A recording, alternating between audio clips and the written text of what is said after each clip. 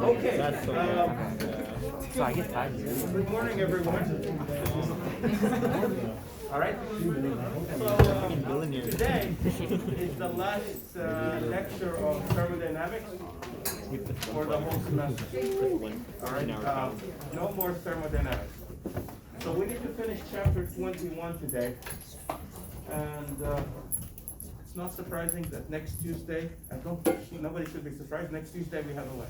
A test. We have a test. Yeah, and the test will cover the 4 chapters of thermodynamics, 18, 19, 20, and 21. Let's see.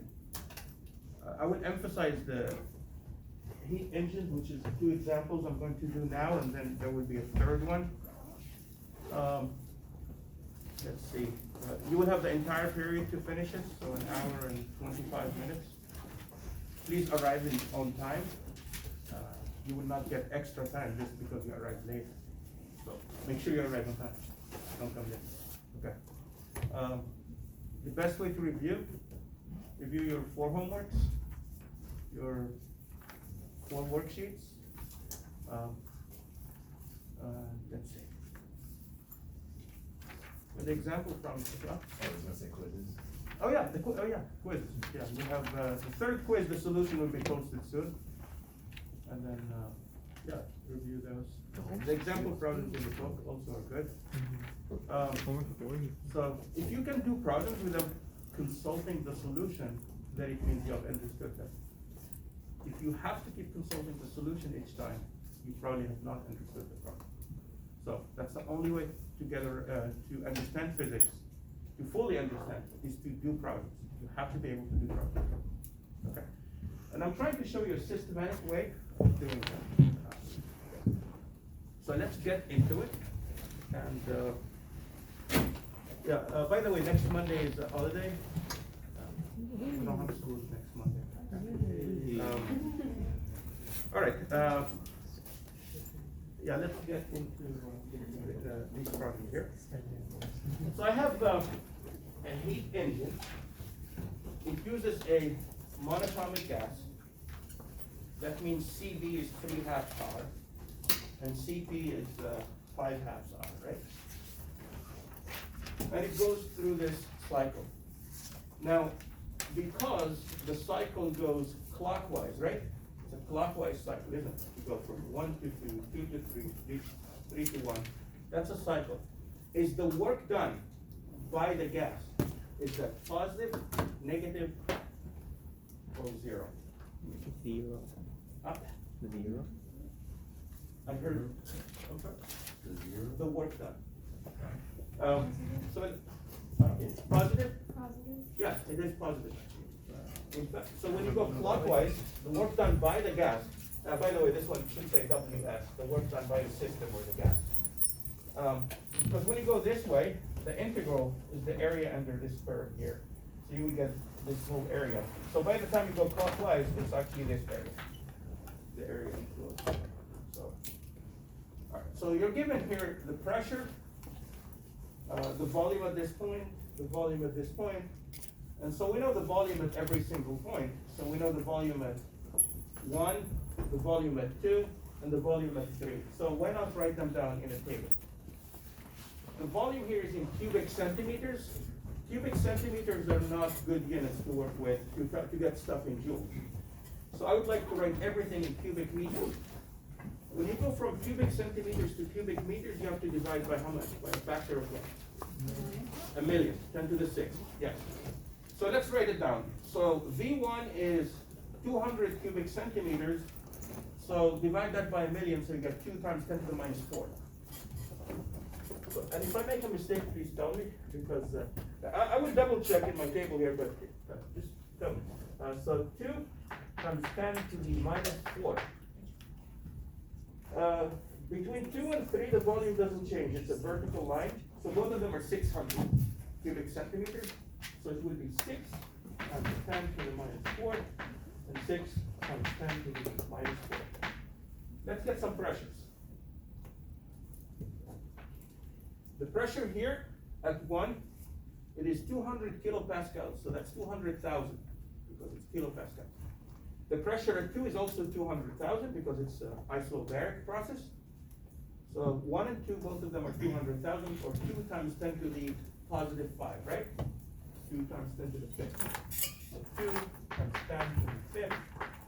2 times 10 to the 5th. The pressure at 3, I don't know. So we have to figure it out. Now, the temperature. The temperature, the graph shows here an isothermal path or curve. So anywhere on this curve, the temperature is the same. So they tell me that the temperature on the, if you follow this curve, your temperature is going to always be 300 K.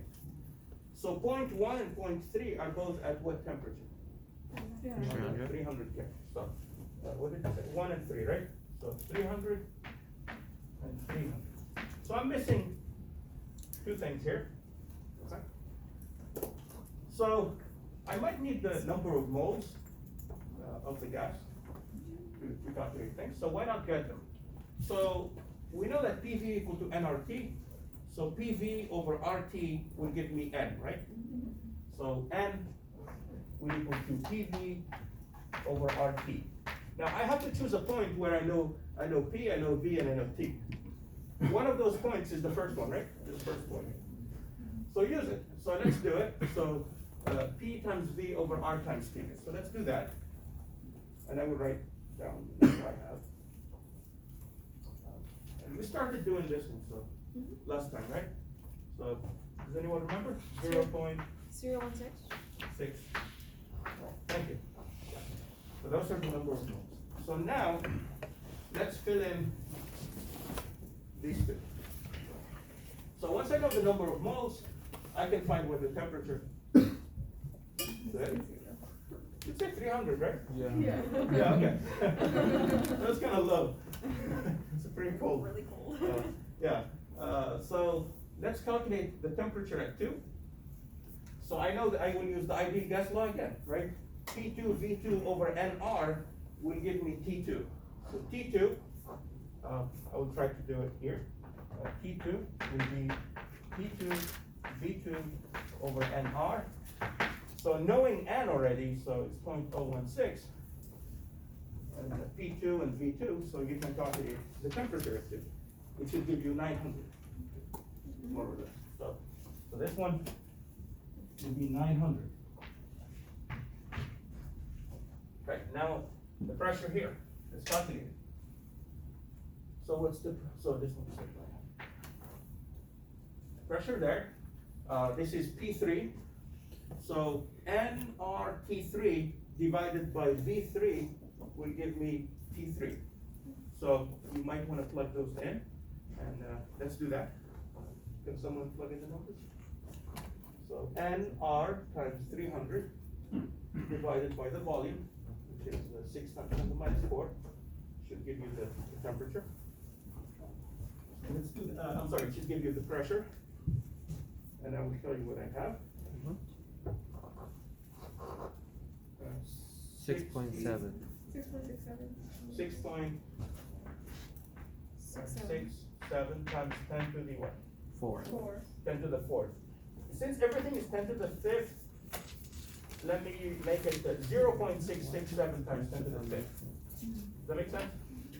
Okay, so I'll move the decimal, make this smaller, and make this one bigger. So everything will have the same order of magnitude. Okay, so we got that. So now, we're going to calculate the work done in each process. The processes are isobaric from 1 to 2, so let's call it what it is, isobaric.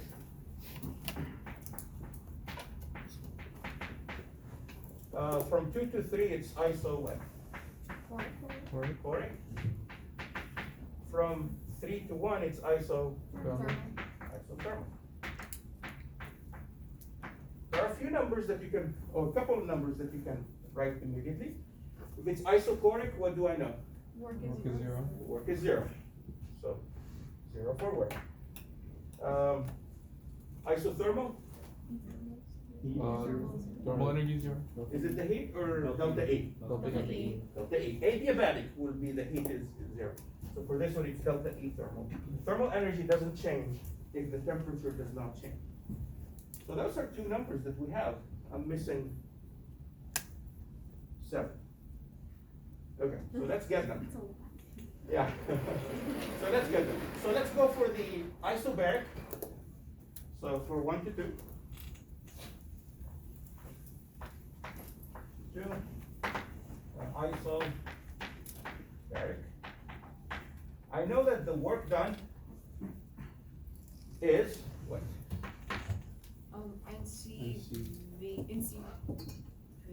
What is it? NCV CV delta T. NCV delta T. That'll be Q. Oh, the work is equal to Delta the V. pressure times the change in volume? Delta VP. Pressure times change in volume? P times So dV. it's negative P. Oh, dV integral? Okay, so this is the work done by the system or on the system? By the On the system. on the It's the work done on the system. On the system. So if I want WS, which is the work done by the system, I want to know how much work it does for me. So WS, I would have a plus or a minus sign here. plus. plus. Yeah, so plus, that's the work done by the system. So now, since P is constant, it's isobaric, you have P times delta V. It's isobaric, okay? Alright, so for isobaric process, the WS is pretty, it simplifies to this. So then you will get the following, WS will equal P from process 1 to 2. It's just whatever the pressure is at 1, right? From 1 to 2, the pressure doesn't change. It's 200 times 10 to the 3, or 2 times 10 to the 5th. Here. So it's 2 times 10 to the 5th. And then the change in volume. The volume at 2 minus the volume at 3. The volume at 2 is 6 times 10 to the minus 4. The volume at 1 is 2 times 10 to the minus 4. So if you subtract them, what do you get? 4 times 4 times 10 to the minus 4. Thank you. So you will get 4 times 10 to the minus 4. And 10 to the 5th, you get 10. And 2 times this one. So 80? Yes. 80 joules. And let me make sure that I have it right. Yes, it is 80. So we will put 80 in here. So now comes that CP or CV that I heard. So Q is N C what? P. P, because it's isobaric, constant pressure, times delta T. So the number of moles is 0.016. CP is 5 halves R, 5 halves R. And R is 8.31. And delta T. What is delta T? Delta T means the pressure at step 2 minus the pressure at step 1, right? The change in temperature. Well, 900 minus 300, so 600, right? So let me write the full thing, 900 minus 300. So we get Q is equal to, well, let's calculate it. I have 200. Is it minus 200? Get 200. I have 200. 200. It's positive, right? The temperature. Oh, that's 900. Oh, okay. I thought it was 100. So I will write the 200 here. Now for the change in thermal energy, I can use the first law, or I can say the thermal energy is, the change in thermal energy is NCV delta T. I can do that. Or I can say, so it's up to us. You can, this is easier, use the first law. you can say delta E thermal is equal to Q minus WS, right? Q minus WS, so you get 200 minus 80, which gives you 120 joules. And again, you can use NCV delta T, so instead of, it's exactly like this one, but instead of 5 halves, you have 3 halves, and it will give you 120. So I would write 120.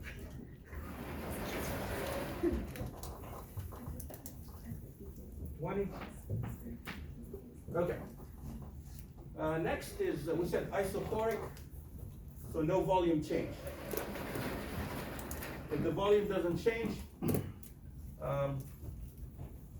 from 2 to 3, we said W is 0, because it's isochoric, and Q in this case would be what? N CV. CV, WT. So, so you have the number of moles, N, and then CV is 3 halves, right? Not 5 halves. CP is 5 halves, CV is 3 halves, R, and then delta T. The temperature at 3 minus the temperature at 2. So 300 minus 900. So 300 minus 900.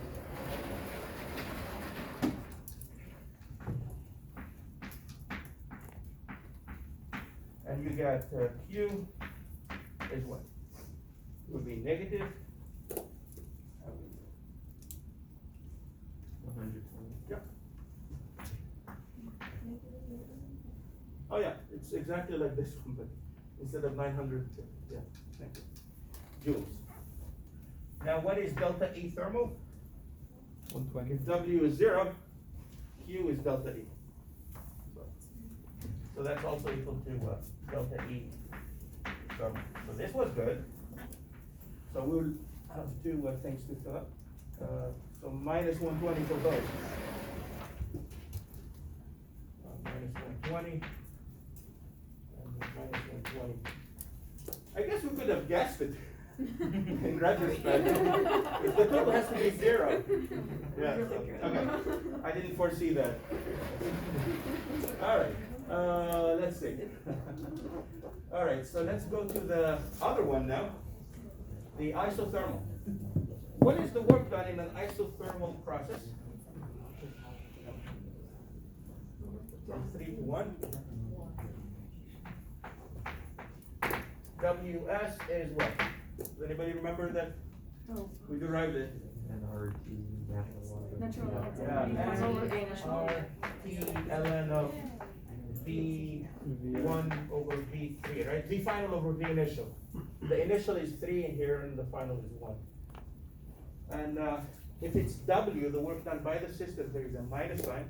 The work done, I'm sorry, the work done on the system, there would be a minus sign, but the work done by the system, there is a plus sign. Sounds good? So let's plug them in. The system is the gas. So plug them in. So you got W is the N, so 0.016. R is 8.31. What is the temperature along this isotherm? 300. Yeah, 300. 300. And then the natural log, V1 over V3. V1 is 600, and V3 is 200, right? No, I'm sorry. V1 is 200 and V3 is 600, right? Yeah. Okay. So 300 and 600. Okay. Wait, but so I think the volume is 2. 200, not It's 200. Oh, 200, thank you. So is this better, like this? Yes. Okay. So let's get the number. Should it be plus or minus? Minus. Yeah, it's negative. And it's minus, I think 44, approximately. 44 joules. And so, so what's Q in this case? Positive 44. It would be, yes. So we know that, we know this from the first law, delta E thermal is Q minus WS delta E thermal, we said it's 0 for an isothermal process, so this side is 0, so you just get 0. And so Q is equal to Ws, so it's minus 44 joules.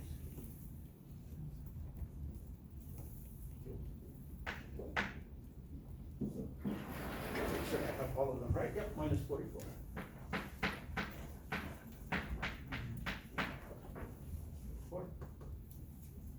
So now how much work was done in this entire cycle? 36? 36. Yeah, you add them and you get the total work, right? And apparently it's, yeah, 36. 36 joules.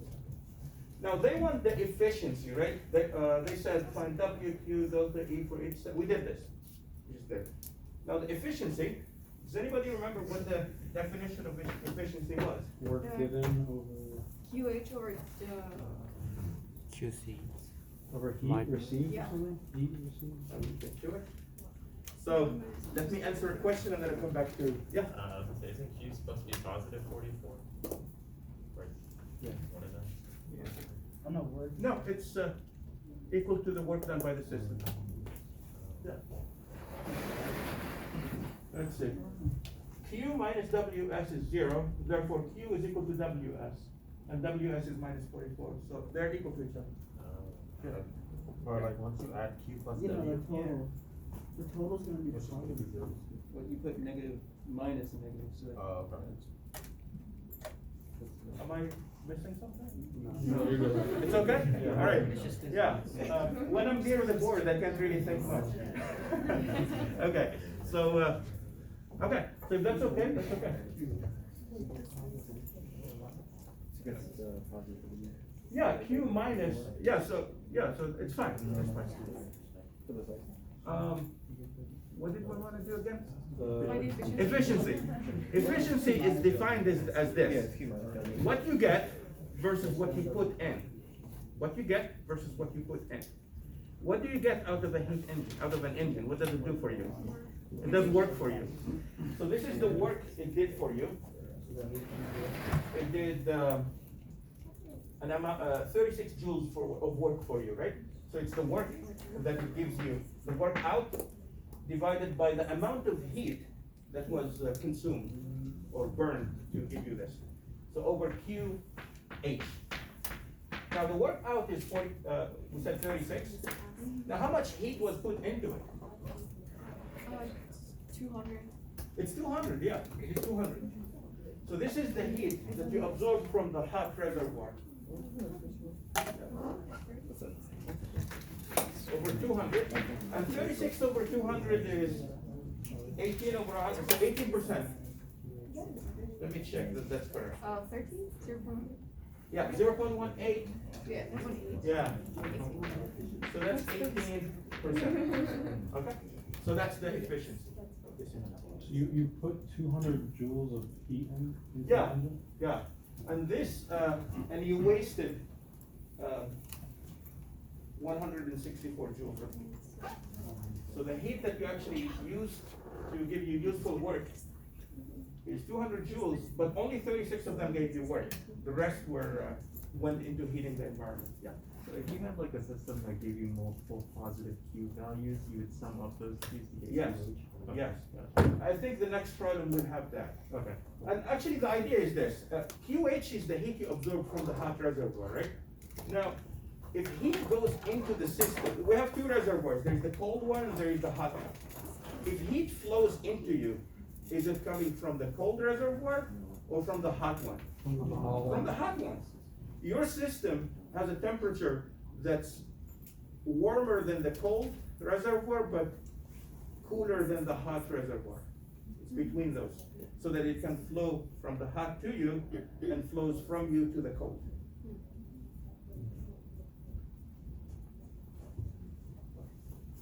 I always have to check the time. All right, let's do the next problem, because there is a theoretical problem I want to do about the Carnot engine, and then yeah. So the next problem, you have this. Let's get this. You have a diatomic gas, since it's diatomic, CV is 5/2 R, right? And CP is what? 7/2 R. Okay, so that's given. And you're given basically the volume and pressure at every single step. Okay, you're given the volume and pressure at every single step. But instead of a 3-step process like this one has a 4-step process, right? So we have to just do one extra calculation. But life is easier. I think most of the information is already known to us. So, and the ultimate goal is find the efficiency. How much work you get out of this versus how much heat you put into it. The amount of work you get out of it is actually easy to calculate in this case. What is the work that you get? What did it say? It's the area of that, I guess it's a rectangle or a square, depending on how you look at it. So yeah, it's this area. So you got the height here by the width, and you can calculate the work done. But I would like to calculate Q and delta E and all that stuff, just for practice. So again, what I do is usually, I create a table. Okay, I make a table for the pressure and volume and temperature at every step, so we have complete knowledge about the state of the gas at every point. And then I create a second table to calculate the work, the heat, and the change in thermal energy at every step. So let's do that. So I'm going to start constructing this table. It will take me a moment. So let's do step 1. So this is the step 1. We've got the pressure in pascals. Feel free to construct the table ahead of me if you can write faster in your sheet of paper. And yes.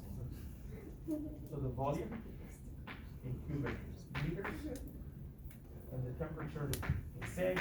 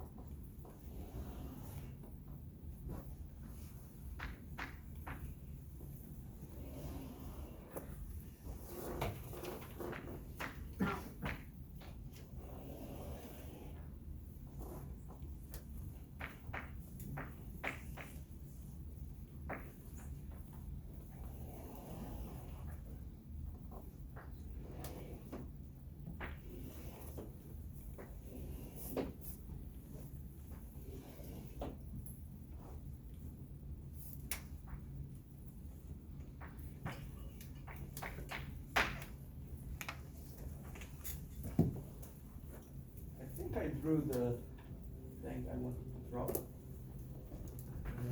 Sorry for the quiet pause for a while. Okay.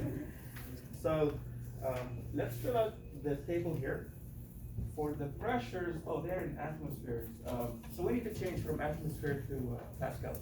So you multiply by 1.013 times 10 to the 5th. So for pressure 1 and pressure 3, both of them are 1 atmosphere. So it is 1.013 times 10 to the 5th, right? And then pressure 3 is also the same, so 1.013 times 10 to the 5th. Now pressures 2 and 4, is that? 1 and 2 would be 3 atmospheres. And then 3 and 4 would be. You're right, yeah, so, 1 and 2 are 3 atmospheres, and, yeah, I got confused with the number 1 here and the number 1 here. Okay, so these are at 1 atmosphere, so 3 and 4, yes. So 3 and 4 are both 1.413 times 10 to the 5th. Okay, so, alright, so how about these? What is, 3 atmospheres then? It's 3.069, I think? 39 or 69? 39. Okay, so 3.039, 3.039. Let's look at the volumes. Let's see, so let's not get confused. So 4 and 1 are both at 1 cubic meter, right? So 1 cubic meter for 1 and 1 cubic meter for 4. And then 2 and 3 are 3 cubic meters. Okay, so 3 cubic meters. And for once, we have them in cubic meters, not cubic centimeters. All right, the temperatures. The temperatures, I think we know one of them. This is an isotherm at 300 K. And this isotherm passes through 4. So the temperature at 4 is what? Is 3. 4 is 3. So, what do you think the temperature at 1, is it higher than 4 or lower? Higher. Because the temperature is like PV divided by NR. NR is the same for all of them. So if P increases for the same V, this is higher. How about the temperature at 2? Higher. Even higher. And then the temperature at 3 is probably the same as 1. Yeah, same as 1. Yeah. So we're not going to get any lower than 300 K. In fact, all of them would be more than 300 K. Please. So what's the first step? Do I know how many moles I have? I don't. So why not use this step to find the number of moles of gas we have? So use it. So we say the number of moles is no, not N, we're looking for N. So it's P4 V4 over RT4, right? That's the one we know the most about, so I'm going to use it. So plug in the pressures and volume and all that stuff to get the number of moles. Any? 40.63. Yep, 40 point something, 40.63. Okay, so now let's get our temperatures. So we can work from, let's say, 4 and 1, right? We can apply the ideal gas law twice, at 1, at 4, and then divide the 2 equations to get the temperature at 4. Okay. So you get the temperature, to get the temperature at 1, sorry. The temperature at 1 will be the temperature at 4 times the pressure at 1 over the pressure at 4. This is the ideal gas law.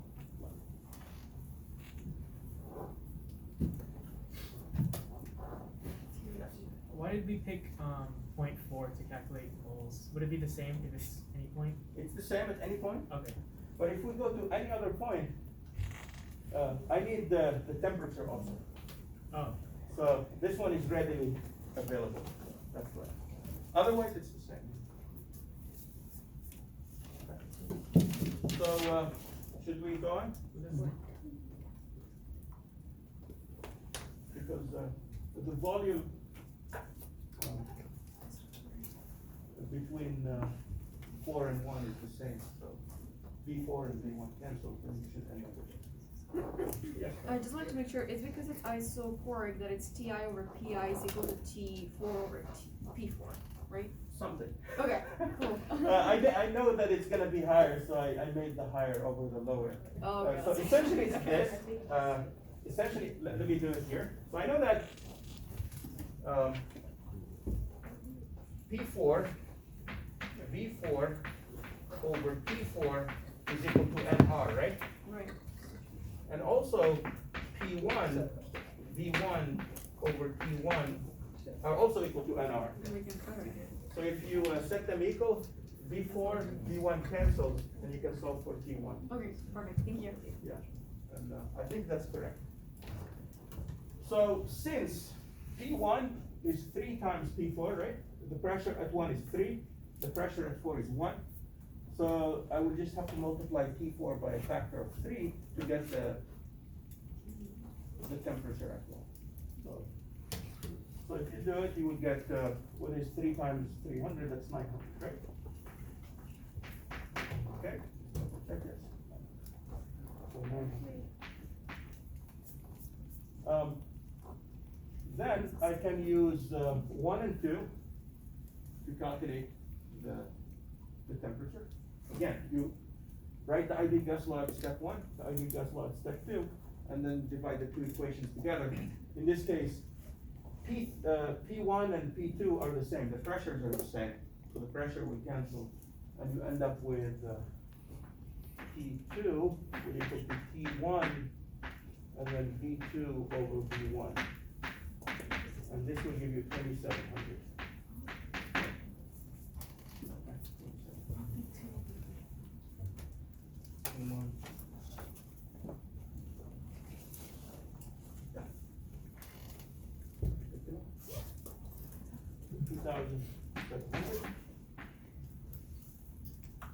And then the temperature at step 3, so now write the ideal gas law for 2 and 3, and you find the temperature at 3. Temperature at 3, would it be higher or lower than 2? It would be lower. So it would look like this, the temperature at 2. The volumes cancel, so it would be the volume at, not the volume, the pressure at 3 divided by the pressure at 2. The pressure at 3 is 1, the pressure at 3 is, at 2 is 3, so it would be 1/3 of P2, so it's 900 K.